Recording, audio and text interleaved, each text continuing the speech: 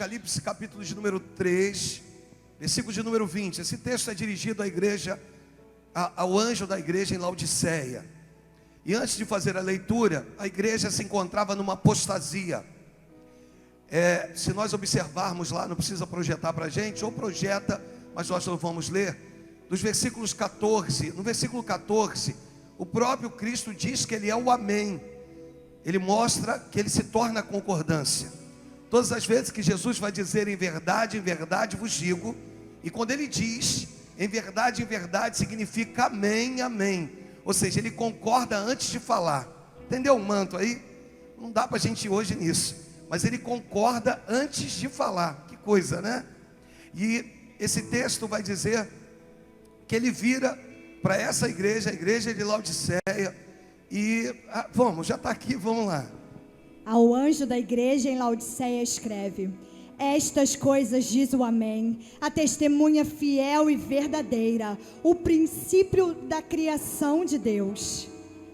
Conheço as tuas obras, que nem és frio nem quente, quem dera fosse frio ou quente.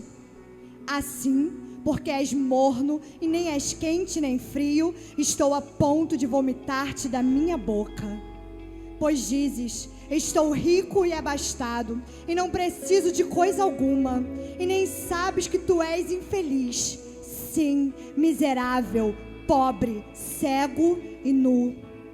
Aconselho-te que de mim compres ouro refinado pelo fogo, para te enriqueceres, vestiduras brancas para te vestires, a fim de que não seja manifesta a vergonha da tua nudez, e colírio para ungires os olhos, a fim de que vejas. Eu repreendo e disciplino a quantos amo. Sê, pois, zeloso e arrepende-te. E aí o versículo 20... Eis que estou à porta e bato. Se alguém ouvir a minha voz e abrir a porta, entrarei em sua casa e cearei com ele e ele comigo. No versículo de número 18, o texto diz assim, verso de número 18: aconselho-te que de mim compres ouro refinado pelo fogo. Ele dá 3 conselhos: ouro refinado pelo fogo, para mostrar que aquilo que você tem como riqueza, não, na verdade não é uma riqueza. Ouro refinado pelo fogo, valorizando as coisas certas. Ele dá a segunda, Jesus para João na ilha de Pátimos, ao anjo da igreja, vai falar o segundo conselho, vestiduras brancas para te vestires, a fim de que não seja manifestada ou manifesta a vergonha da tua nudez. Olha que coisa. E aí o terceiro então mostra uma igreja debaixo de uma apostasia, sabe? Uma igreja debaixo de uma miopia espiritual, de um estigmatismo espiritual. Aí ele vai dar o terceiro conselho.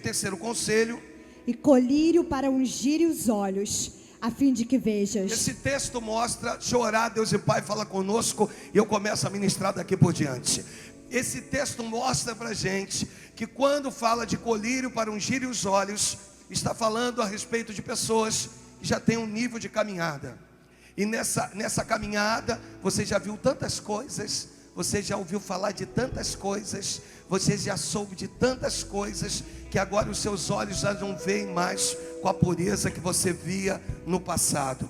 Esse texto, ou esse aconselhamento final, está dizendo assim: olha, se você ungir os teus olhos com colírio, você vai voltar a ter uma visão pura, uma visão santa. Jesus, ele vira e diz assim: olha, quanto a esse que fica tentando enxergar o cisco no olho do seu irmão e não percebe a trave dos seus olhos, Jesus está mostrando para nós que Ele é o Rei da Glória. E Ele faz de forma realmente muito doída. Aqui esse texto é muito forte, porque esse texto começa a mostrar para nós aquilo que o apóstolo Paulo entende e vira para a igreja de Corinto. Ele vira e diz: aquele que está de pé, cuide-se para que não caia. Hoje você olha a queda do teu irmão e de repente você se alegra, ou de repente você desdenha. Mas lembre-se, você está de pé, então por favor vigie. O que o apóstolo Paulo faz é ironizar. O que ele vira e diz para a igreja de Corinto é dizer aos coríntios o seguinte: vocês se acham santos demais. Cuidado, porque aquele que está de pé tem possibilidade de queda. E se você não estendeu a mão para o teu irmão quando ele caiu, quem estenderá a mão para você se um dia porventura você cair? Você está entendendo? Já deu aí para entender que a igreja vivia uma apostasia, que a igreja vivia um momento muito difícil. E aí vem o versículo de número 19, e no versículo 19, então, ele vira e diz assim, ó: eu repreendo e disciplino a quantos amo. Se pois zeloso e arrepende-te. E aí nasce o versículo de número 20. Eis que estou à porta e bato. Segura um pouquinho, repita comigo: a palavra de Deus, ela exorta, ela edifica e ela consola. Tem alguém do teu lado? Diga assim: ele pode ser duro, mas ele também é o consolador. Posso repetir? Eu não vou gritar agora, irmão, mas se prepara que eu vou gritar daqui a pouco. Se prepara, estou poupando minha voz aqui, que esse nem é a parte da mensagem que eu quero ler. Se prepara, ó, repita comigo: a voz é dura, mas ele é amor. A cobrança às vezes vem de forma dura, mas porque ele te ama. Você pode dizer: ele me ama. Você pode dizer: se ele está me repreendendo é por amor. Você entendeu isso? Você pode dar uma salva de palmas para ele.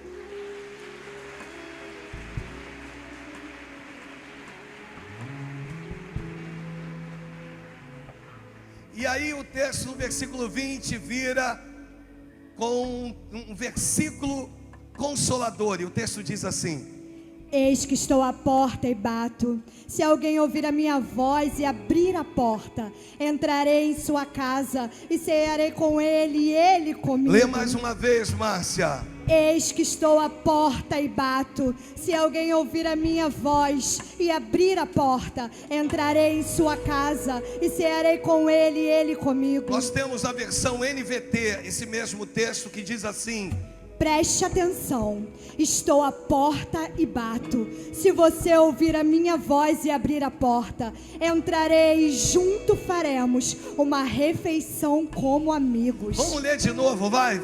NVT, vai. Preste atenção, estou à porta e bato. Se você ouvir a minha voz e abrir a porta, entrarei e juntos faremos uma refeição como amigos. Eu falei a respeito de duas portas. Os portais lá no 2 Samuel. E nós lemos, no Salmo de número 24, no versículo 7, quase me perco, né? No versículo de número 7, versículo de número 9. Está falando sobre os portais. O texto diz assim, ó: levantai, ó portas, as vossas cabeças. Levantai-vos, ó portais eternos, para que entre o Rei da Glória. Versículo de número 8, põe o 8 para gente, isso. Quem é o Rei da Glória? O Senhor forte e poderoso, o Senhor poderoso nas batalhas. O sacerdote fazia a pergunta e os adoradores respondiam. Então vamos lá? Eu vou só ler a pergunta, põe o 8 para gente. Eu leio a pergunta e vocês respondem, tá bom? Quem é o Rei da Glória?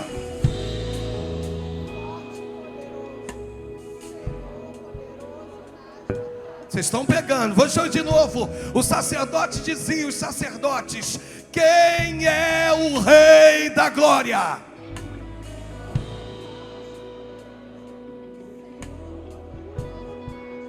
Aí vem o versículo 9. Levantai, ó portas, as vossas cabeças. Levantai-vos, ó portais eternos, para que entre o Rei da Glória. Aí vem os sacerdotes: quem é esse Rei da Glória? Levanta a tua mão. O sacerdote diz: quem é esse Rei da Glória?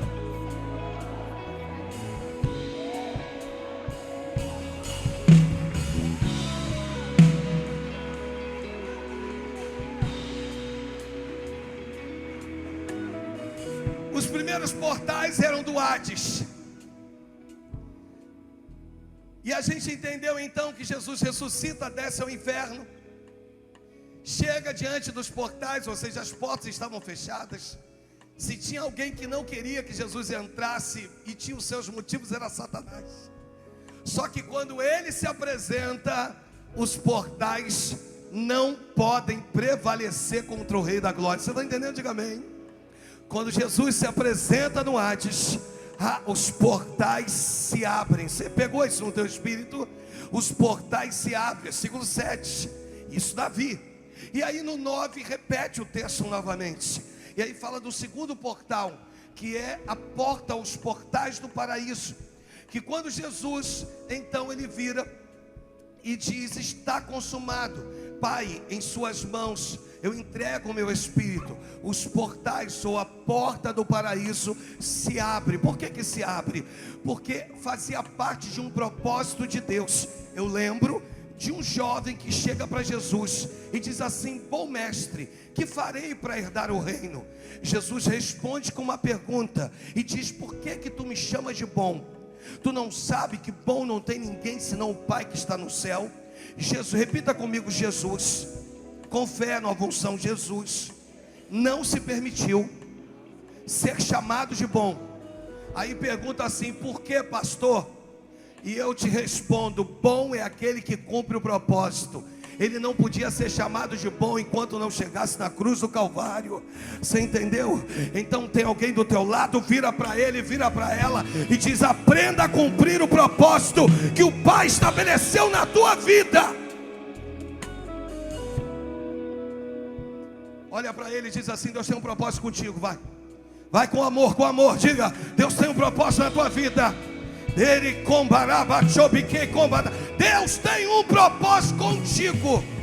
Aponta para ele, aponta. Não foge do propósito. Não fuja do propósito. Aí, ei, não fuja do propósito. Mas eu caí, mas tem um Deus que te levanta. Não fuja do propósito. Mas eu pequei, mas tem um Deus que te redimiu. Não fuja do propósito.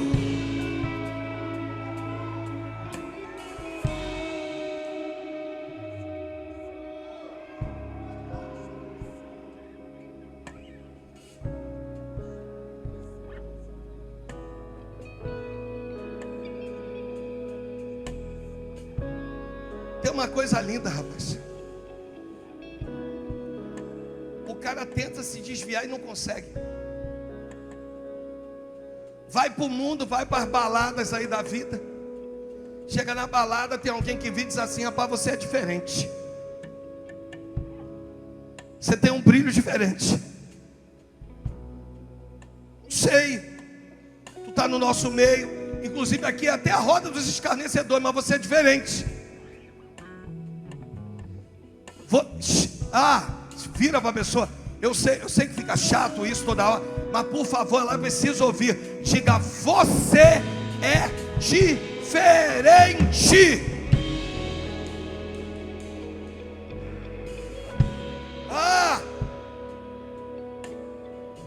Cabeção.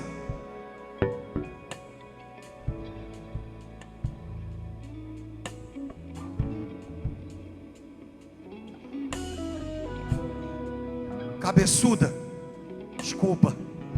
Tá filmando isso, tá, né? Já foi. Imagina, a pessoa pegar só esse texto, não precisa passar na mensagem. Só que hoje eu quero falar da terceira porta. Por isso eu fui em Apocalipse. Apocalipse agora vai dizer que tem alguém do lado de fora, que já era para estar do lado de dentro. Tem alguém do lado de fora que precisa entrar. E o que mexe comigo nesse texto é o seguinte: é que o texto é muito cirúrgico, mas de uma dimensão extraordinária. Porque o texto fala a respeito de uma voz que eu ouço, de uma porta que eu abro e de alguém que entra. Pegou?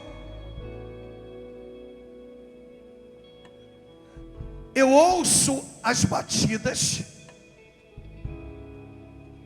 eu abro a porta, mas fala de alguém que entra.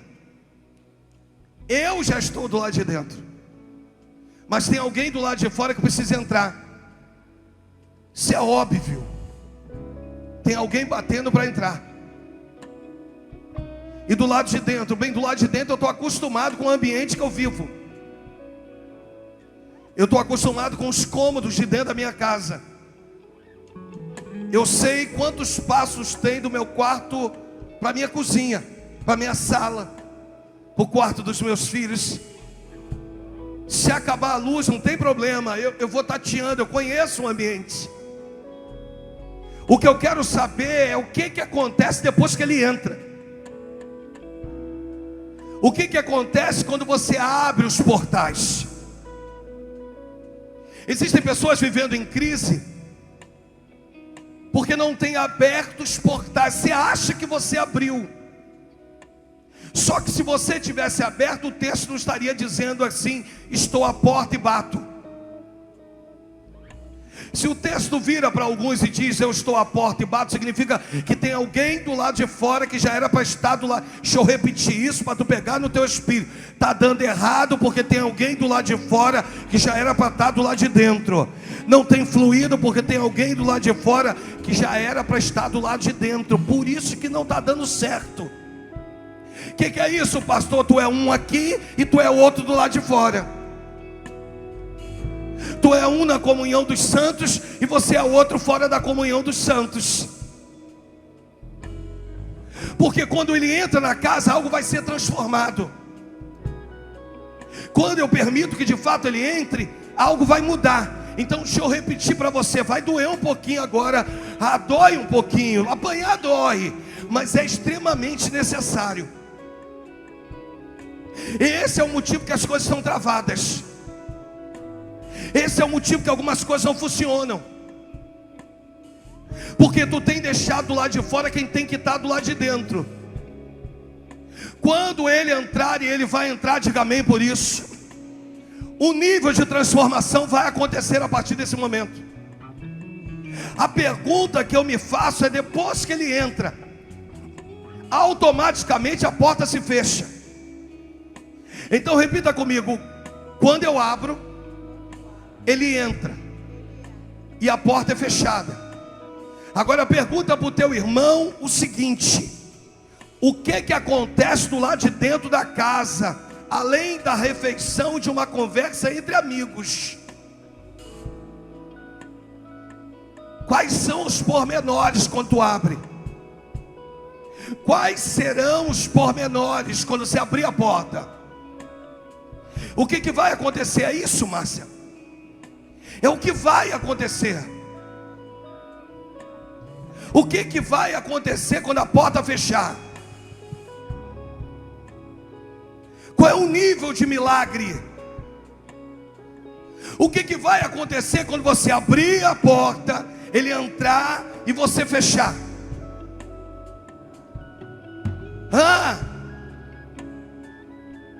E aí eu entendo Davi.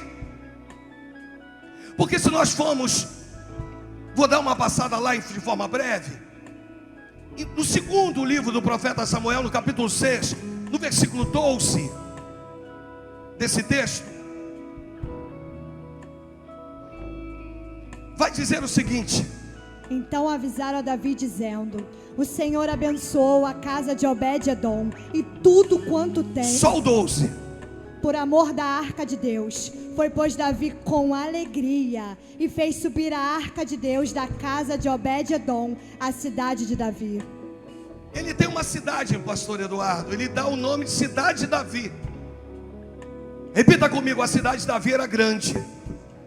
Ela ficava em Sião. No capítulo de número 5, no versículo de número 7, o texto diz assim, porém Davi tomou a fortaleza de Sião. Esta é a cidade de Davi. Davi toma a fortaleza e transforma numa cidade. Pegou ou não pegou? Pegou? Volta ao versículo 12 do capítulo 6. A gente entender aqui e contextualizar, vai. Então avisaram a Davi dizendo: o Senhor abençoou a casa de Obed-edom. O Senhor, repete de novo, o Senhor abençoou a casa de Obed-edom. A casa é a casa, não era a cidade, foi a casa que Deus abençoou. Não estou entendendo, repete de novo para mim, por favor. O Senhor abençoou a casa de Obed-edom. O que deixa a casa maior do que a cidade é a presença. Guarda uma coisa no teu coração: mesmo pequenino ou pequenina que seja a tua casa, ela é maior do que qualquer cidade fortificada por homens. O Espírito hoje está dizendo: quando eu entro, porque tu abre a porta, eu fortifico a tua casa. Sabe o que Deus está dizendo? A obra não vai começar na cidade, a obra vai começar na tua casa. É na tua casa, é na tua casa que a obra vai começar.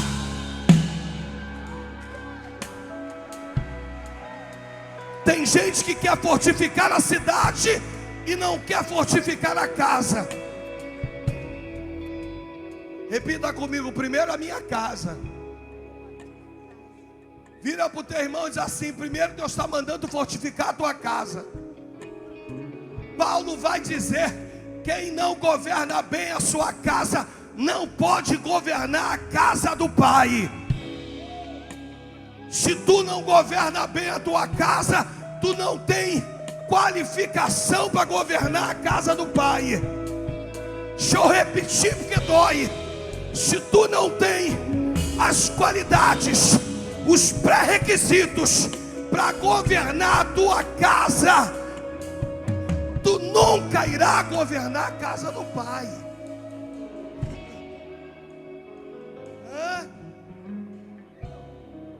Vira para o teu irmão e diz assim: deixa ele entrar.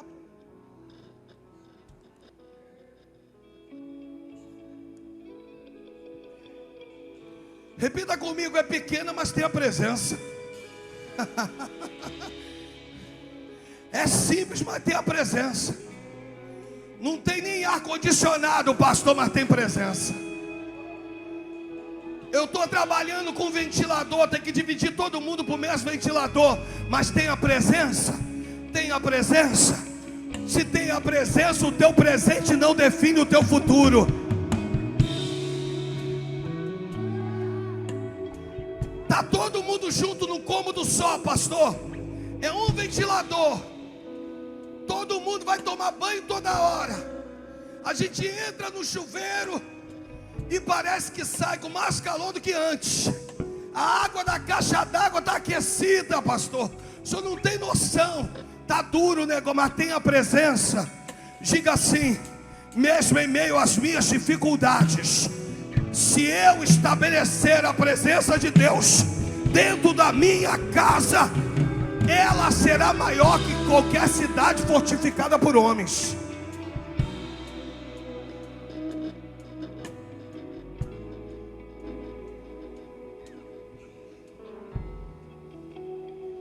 Repita comigo: aonde tem a presença, tem crescimento.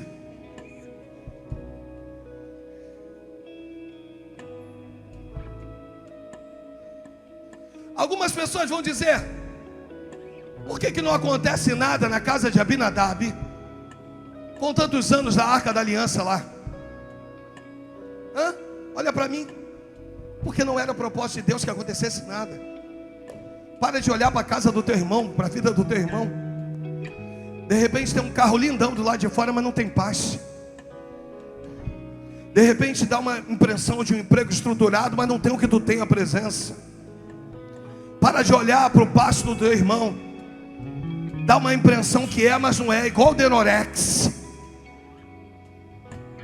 Tu pensa que tem, mas não tem. Nem tudo que reluz é ouro. Deus está dizendo: entre uma cidade fortificada e uma casa alinhada, eu prefiro uma casa alinhada com o céu. Pegou? Entre uma cidade fortificada pela mão, pela força de homens, Eu prefiro a minha casa alinhada com o céu. A tua casa está alinhada com o céu? Descansa o teu coração, porque tem provisão para a casa que está alinhada com o céu. Toda casa alinhada com o céu vive provisão de Deus. Toda casa alinhada com o céu vive milagre.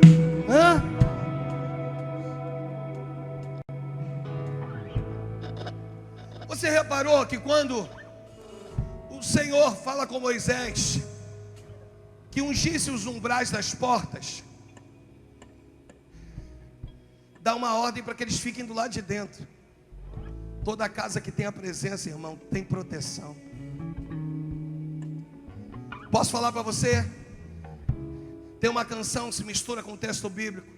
Nós não vamos cantar, por favor, que vai dar certo. Tá bem aí. Que nenhuma chantagem, contenda, nem mesmo feitiço. Coloca pra gente essa parte. Coloca pra gente. Coloca um pedacinho pra gente da letra aí, Mateus. Isso aí, tá vendo lá? É só eu mesmo que peço essas coisas, sabe?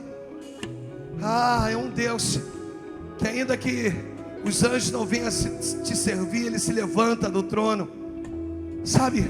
É isso que você precisa entender hoje.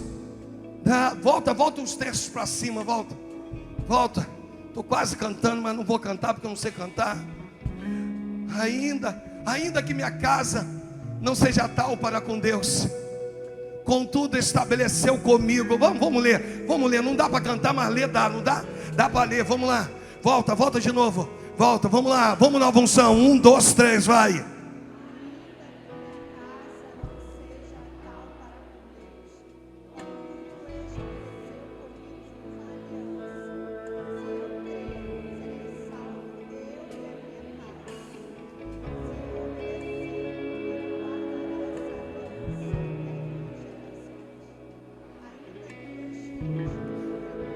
Vamos devagar, tá? Que a gente vai mais ou menos no ritmo da música, tá?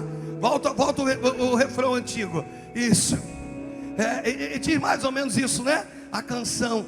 Ainda que meus filhos não frequentem tua casa, ainda que minha casa não mereça seus cuidados, se eu clamar, Deus me responderá e abrirá para nós as comportas do céu. Quem estiver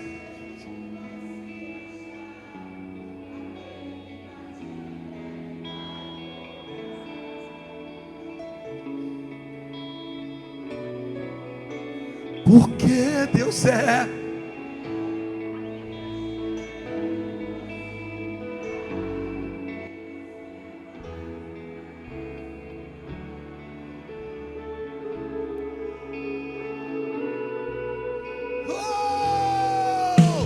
nenhuma praga, chantagem, contenda vão prevalecer contra a minha família. Eu ando com Deus e não temo.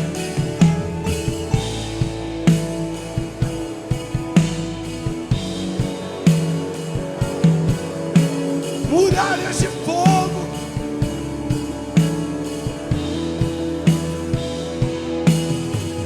Deus já deu ordem aos anjos, ao corpo. Se eles falharem,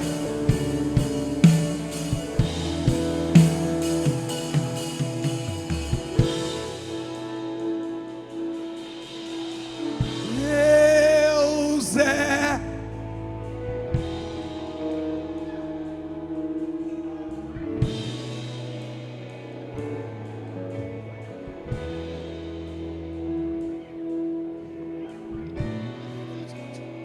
Coloca, eu quero cantar mais, querido.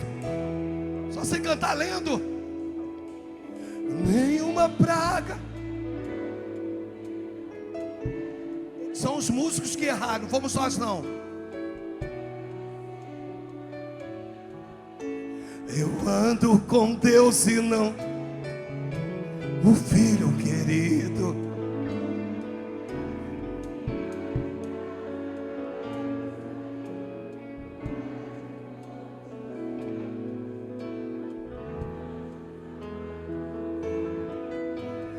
Deus já deu ordem aos anjos.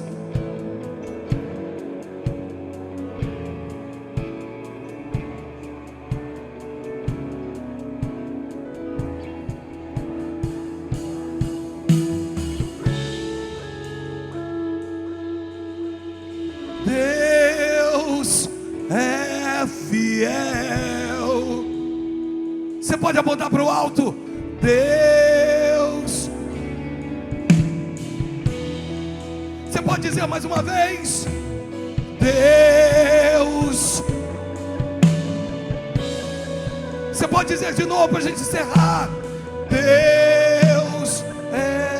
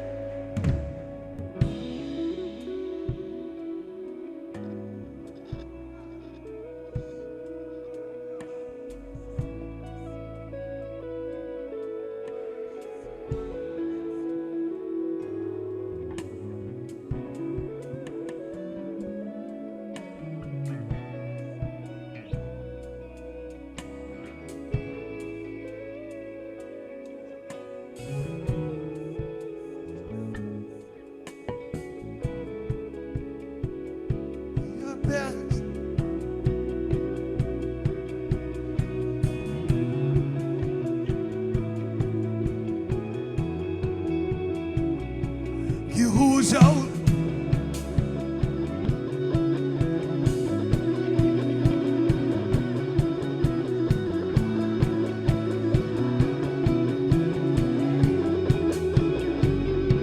Que ruja.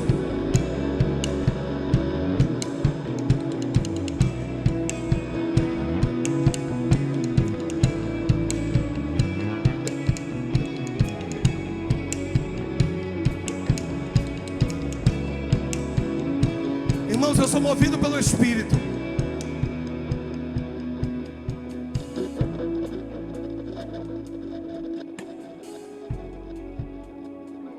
Eu vou te fazer uma pergunta.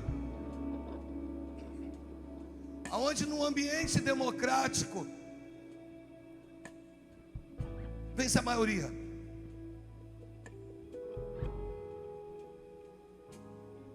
Pergunta para a pessoa do teu lado.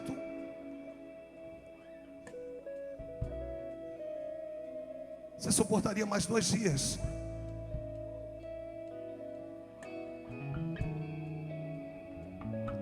Quarta e quinta?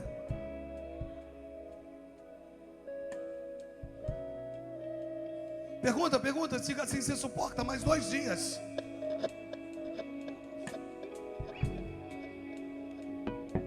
E ruja.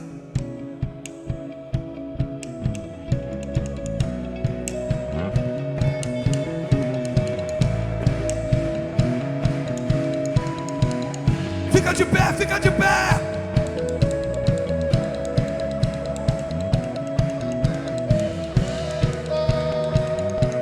Diante da majestade, Que ruja o leão, e que a terra estremeça diante da majestade.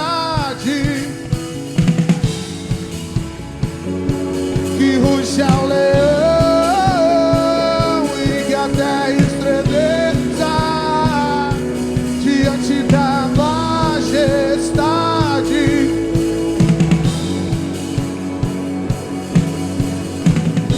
És o exaltado Rei, és engrandecido Rei, és o desejado Rei. Então vem, és o exaltado Rei. chame o Rei da Glória. És engrandecido Rei. Chama o Rei da Glória. És desejado Rei. Então vem, és o exaltado Rei.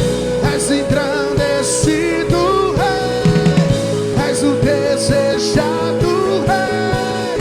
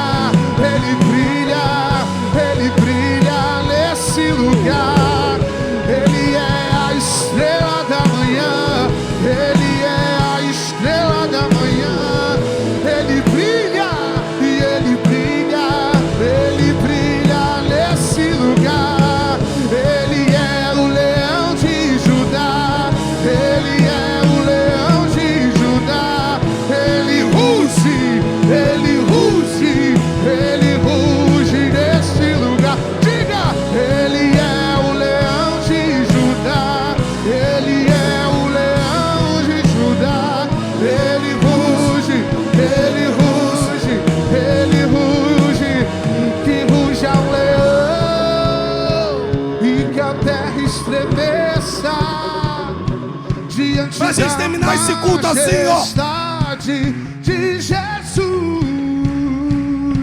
que ruja o leão. Leva-nos em paz, E Deus. que a terra estremeça diante da majestade, que ruja, Leva-nos em paz, Deus. ruja o leão. E que a terra estremeça Amanhã estaremos aqui de volta. diante da majestade, que ruja o leão. E que a terra estremeça diante da majestade.